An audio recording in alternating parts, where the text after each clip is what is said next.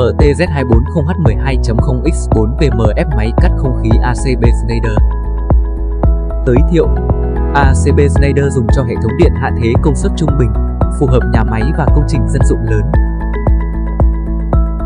Thông số chính: tổng định mức 4000A, điện áp làm việc 690V AC, số cực 4T.